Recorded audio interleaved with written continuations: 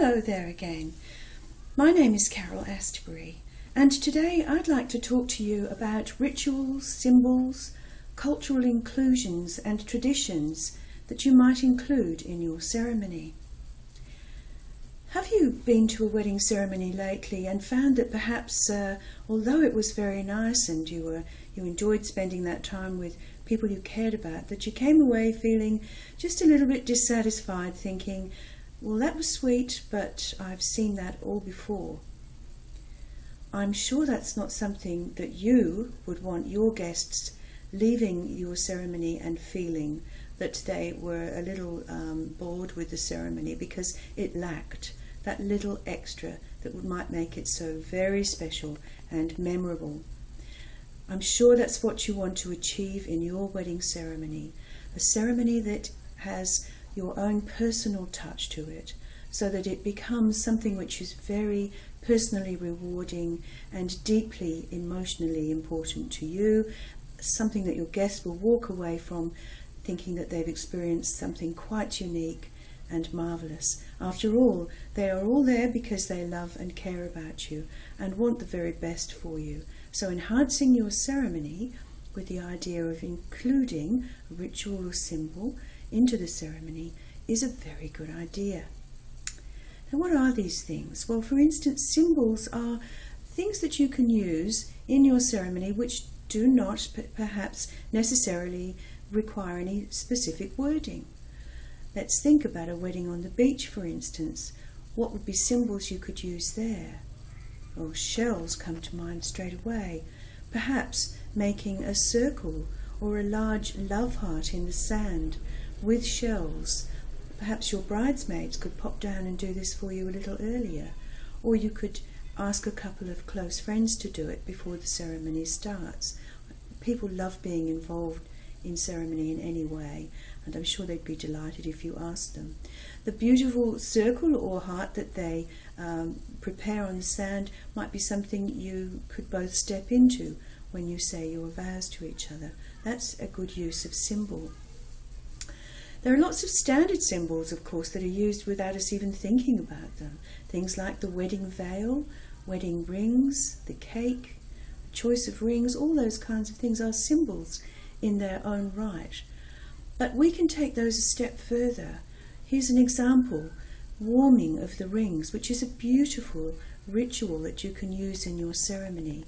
The wedding rings are placed in perhaps a little organza bag so that they'll be safe, and if they're dropped in the grass, they're not going to disappear. The little organza bag means people can still see and feel the rings. So what you would do in the ceremony is the rings will be passed through the bridal party and to the guests. Often we just restrict this to perhaps immediate family and closest of friends. If you've got 250 people at the wedding, it really wouldn't work if all of them were doing it.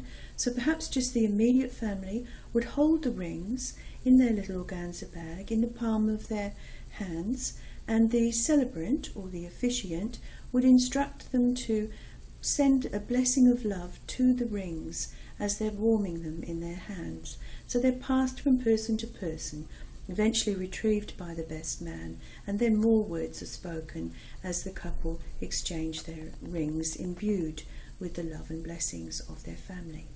It's a wonderful way of bringing people into the ceremony.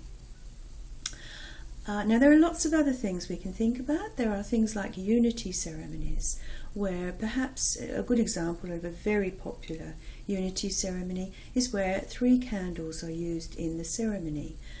The 2 smaller candles represent each of the bridegroom's family and the bride's family, and they are lit at the beginning of the ceremony by a representative of the bridegroom's family and the bride's family, who bring to the ceremony the love and sense of achievement that they have, I suppose, in having brought you to this moment in their lives through sharing their love and devotion to you.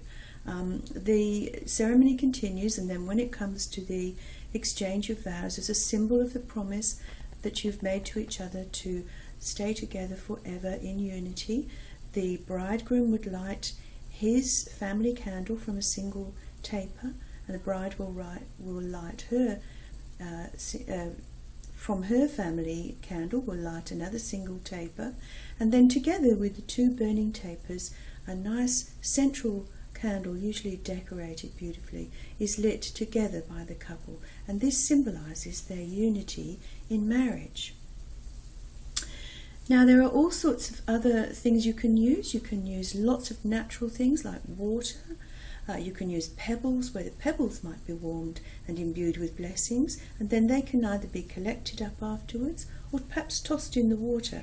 Water has great powers of holding dreams, for eternity. That's how we like to refer to it.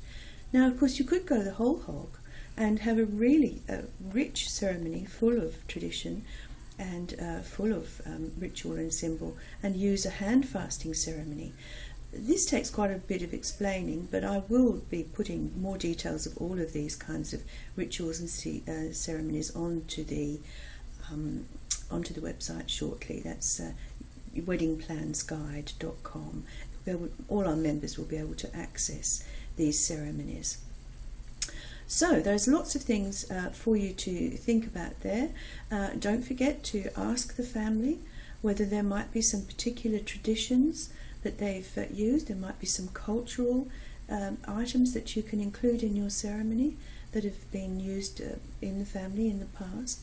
I've had people use wonderful things that have become heirlooms, such as grandfather's ring as a wedding ring, or mum's veil, or whatever. They're all lovely things to include, and they make your ceremony unique and very precious.